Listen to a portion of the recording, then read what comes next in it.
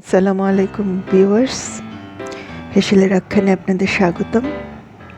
তো আজকে আপনাদের জন্য আমি একেবারে শীতের সবজি নতুন ফুলকপি দিয়ে মুরগির মাংসের একটা রেসিপি করে দেখালাম। যারা খান তারা তো খানই, যারা খান না তারা চটপট রেসিপিটি দেখে রান্না করে ফেলুন।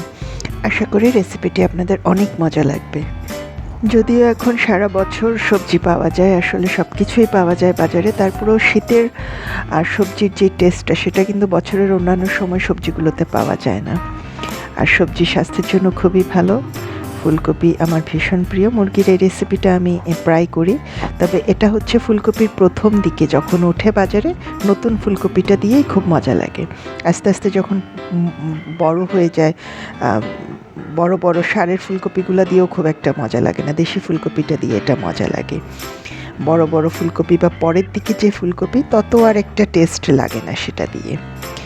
তো এই ফুলকপির রেসিপিটা হচ্ছে মুরগি দিয়ে, খুব সহজ করে চেষ্টা করেছি দেখাতে। তো আমি যেটা বলি, আমার চ্যানেলটা নতুন রাঁধুনিদের জন্য, তারপরও আপনাদের বাকি সবার যদি ভালো লাগলে লাইক কমেন্ট শেয়ার করবেন, আমার চ্যানেলটা সাবস্ক্রাইব করবেন আর নোটিফিকেশন বাটটি অন করে দিবেন পরবর্তী রেসিপির জন্য।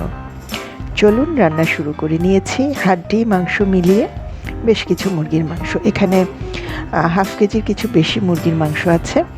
তো মুরগির মাংসগুলো আপনারা দেখতে পাচ্ছেন আমি ছোট ছোট করে পিস করে নিয়েছি। মাংস হাড্ডি মিলে একটু লম্বাটে চ্যাপটা করে ফুলকপির সাথে মিলে, খুব বেশি বড় করে নিই।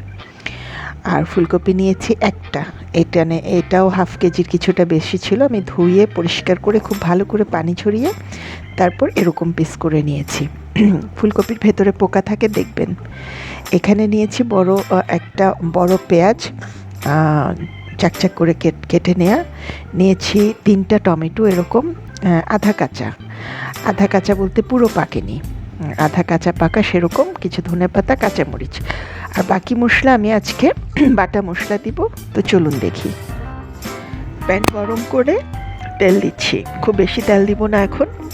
সবার আগে তেলটা গরম হলে আমি ফুলকপিগুলো ভেজে নিব। আমি কিন্তু আবারও বলছি, ফুলকপি খুব ভালো করে পানি ছড়িয়ে নিয়েছি। সবজি পানিতে এভাবে ছুঁড়ে দিতে সাবধান, পানি থাকলে কিন্তু সব গায়ে পড়বে। তো ফুলকপিটা ভাজার জন্য আমি সামান্য লবণ আর সামান্য হলুদ দিলাম। ফুলকপিটা আমি এই রঙের জন্য ফুলকপিটা এভাবে ভেজে নেব। মোটামুটি ভেজে নিব বলতে একটু লালচে লালচে করে ফুলকপিটা আমি ভেজে নিব।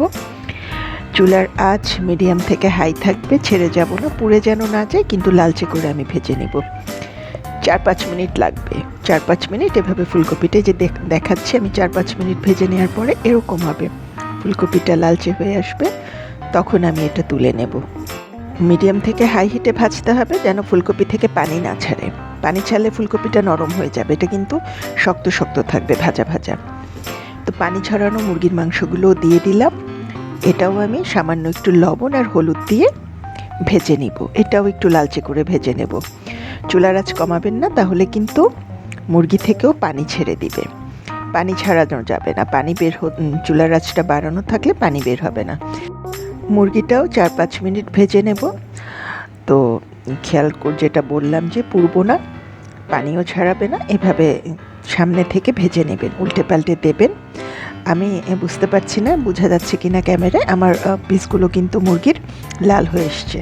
তো আমি তুলে নিচ্ছি, যেহেতু ফুলকপিটা ভেজে নিয়েছি, কারণ সবজির একটা আষ্টে গন্ধ থাকে, ভেজে নিলে গন্ধটা থাকে না, খেতেও স্বাদ হয় খুব। তো তেল আমি আর তেলেই রান্না করব, আর দিব না, যেহেতু ফুলকপি মুরগি দুটাই ভেজে নিলাম, তাই আমি আর তেল দিব না। তেলটা আপনারা আপনাদের পছন্দ মতো দিবেন। এই গরম তেলেই আমি সেই বড় একটা পেঁয়াজ রেখেছিলাম, সেটা ভেজে নিব একটু লালচে করে, খুব বেশি না, মোটামুটি সামান্য রং পরিবর্তন হবে, লাল হয়ে আসবে সে পর্যন্ত। তারপর দিয়ে দিচ্ছি 2 চামচ পেঁয়াজ বাটা। এটা হচ্ছে 2 টেবিল চামচ পেঁয়াজ বাটা দিয়েছি। আদা বাটা দিলাম 1.5 টেবিল চামচের কিছু কম আদা বাটা দিয়েছি। রসুন বাটা দিব 1 টেবিল চামচ আর একটু সামান্য পরিমাণে। তো এই মাংসই মশলার পরিমাণটা আপনারা পরিমাণ অনুযায়ী দিবেন, মাংসের আর সবজির। যদি সবজি মাংস পরিমাণ বেশি থাকে তাহলে একটু বাড়িয়ে দেবেন, কম হলে কম। ঠিক 2-3 মিনিট এটা নেড়ে নিব, খুব বেশি না, তারপর দিয়ে দিচ্ছি হলুদ। হলুদ যেহেতু আমি মুরগিতেও দিয়েছি, ফুলকপিতেও দিয়েছি, তাই 1/2 চামচের কম দিলাম। মরিচ দিচ্ছি 1.5 চামচ। এই মরিচটা ঝাল নেই, কম ঝাল। আর ধনিয়া জিরা মিলে দিয়েছি 1 চামচ। আর গরম মশলা দিচ্ছি 2 চামচ। এই গরম মশলায় পরিমাণ মতো মাংসের সব ধরনের মশলা মেশানো আছে। তো ঠিক আমি 10 থেকে 15 সেকেন্ড নাড়াচাড়া করে সামান্য পানি দিয়ে দিব। পানিটা দিয়ে কষাবো মশলাটা তেল উঠে আসা পর্যন্ত। তরকারিতে সবসময় গরম পানি ব্যবহার করবেন, কুসুম গরম পানি অথবা ঠান্ডা পানি, খাবার পানি, নাহলে তরকারির স্বাদটা নষ্ট হয়ে যায় কাঁচা পানি দিলে। তো যাই হোক, মাংসে তেল উঠে এসছে। এখন আমি দিয়ে দিচ্ছি ফুলকপি মাংসটা একসাথে। তো এটা যেহেতু ভেজে নিয়েছি, খুব বেশি নাড়াচাড়া করতে হবে না। জাস্ট আমি মশলাটা ফুলকপি আর মাংসের গায়ে ভালো করে লাগে মতো করে নাড়াচাড়া করে দিয়ে সাবধানে 4 থেকে 5 মিনিট কষাবো। চুলার আঁচ থাকবে মিডিয়াম হাই থেকে মিডিয়ামে নিয়ে এসেছি। এটা আপনারা একটু খেয়াল রাখবেন, নিচে যেন লেগে না যায়। তো 4 মিনিটের মতো এটা আমি কষালাম, দেখতে পাচ্ছেন। 4 মিনিট পরে আমি এটা আরেকটু নাড়াচাড়া করে এখন দিয়ে দিব পানি। যেহেতু আমি একটা মাখা মাখা ঝোল ঝোল রান্না করব আর মাংসটা আর ফুলকপিটা পুরোপুরি সিদ্ধ হতে হবে, আমি এখানে দিয়ে দিব 1.5 কাপের মতো পানি। সেই পানিটা আমি যে পাত্রে ফুলকপি আর মাংসটা রেখেছিলাম, ওখানে তেলও কিছু জমেছিল, ওই পানিটা দিয়েই ধুয়ে দিয়ে দিলাম তরকারিতে। দিচ্ছি 1 চামচের মতো লবণ। যেহেতু আমি আগেও ফুলকপি ভাজতেও লবণটা দিয়েছি, মুরগিতেও দিয়েছি, তাই পরিমাণ মতো দিলাম। এটা একটু খেয়াল রাখবেন, লবণ কম দেবেন, বেশি হলে পরে দেয়া যাবে। টেস্ট করে নামানোর আগে কম হলে দিয়ে নেবেন। তো এখন আমি এই ফুলকপি মাংসটা রান্না করব মোটামুটি 15 মিনিট। এই 15 মিনিটের মধ্যে 2 থেকে 3 বার একটু সাবধানে নাড়াচাড়া করে দিব, যেন চারপাশে সবগুলো ফুলকপি আর মাংস নরম হয়ে আসে, সিদ্ধ হয়। কিন্তু বেশি গুঁতোগুতি করব না, তাহলে আবার ফুলকপিটা ভেঙে যাবে, ফুলকপিটা গোটা গোটা থাকবে। তো এটা বেশি নাড়াচাড়া করতেও হবে না, কারণ আমরা লবণ দিয়েও ভেজে নিয়েছিলাম। তো এখন যেটা হচ্ছে জোশ পাওয়া যেটা বলে, তরকারিটা মশলাও কষিয়েছি, এখন হচ্ছে শুধু ফুলকপিটা জলটা টানবে। এখানের মধ্যে এখন টমেটোগুলো দিয়ে দিব। 10 মিনিট পর দেখাচ্ছি। 15 মিনিট বলেছি আরও রান্না করব, তো 10 মিনিট পর আপনাদের দেখাচ্ছি। পানি টেনে এসছে, চুলা কিন্তু মিডিয়ামই থাকবে। টমেটোগুলো দিয়ে দিচ্ছি। টমেটোগুলো আমি সাজিয়ে চারপাশে যেন থাকে সেভাবে করে সাজিয়ে দিলাম। আর দিব কয়েকটা কাঁচামরিচ, 5টা কাঁচামরিচ দিয়েছি ফ্লেভারের জন্য। আর খুব একটা ঝাল খাই না, সাধারণত কাঁচামরিচটা খাই।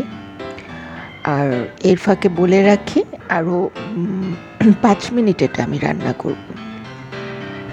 তো ভালো লাগলে আমার চ্যানেলটা লাইক, কমেন্ট, শেয়ার করবেন, সাবস্ক্রাইব করবেন, নোটিফিকেশন বাটনটি অন করে দিবেন। তো এর মধ্যে নামানোর 1 মিনিট আগে ধনেপাতা ছিটিয়ে দিলাম। 1 মিনিট দমে রেখে নামিয়ে নিচ্ছি। আমার রান্নাটা তৈরি। তো হেসেলের আখ্যান নামে ফেসবুকে আমার একটা রান্নার চ্যানেল আছে, ইচ্ছে হলে সেটাও লাইক, কমেন্ট, ফলো করতে পারেন। আমার রান্নায় ব্যবহার করা সব মশলা আমার নিজের করা। ফেসবুকে আমার আখ্যান টেল অফ বাংলাদেশ নামে আরেকটা পেজ আছে, সেখানে রান্নার যাবতীয় মশলা পাবেন। আমার রান্নাটা রেডি পরিবেশনের জন্য, আমি তো খেতে বসবো। খুবই মজাদার, কি সুন্দর স্মেল বের হয়েছে, খুবই স্বাদ হয় এই তরকারিটা। আশা করি রান্না করে আপনাদের ভালো লাগবে। কমেন্ট করবেন কেমন হয়েছে। ভিডিওটি দেখার জন্য অসংখ্য ধন্যবাদ।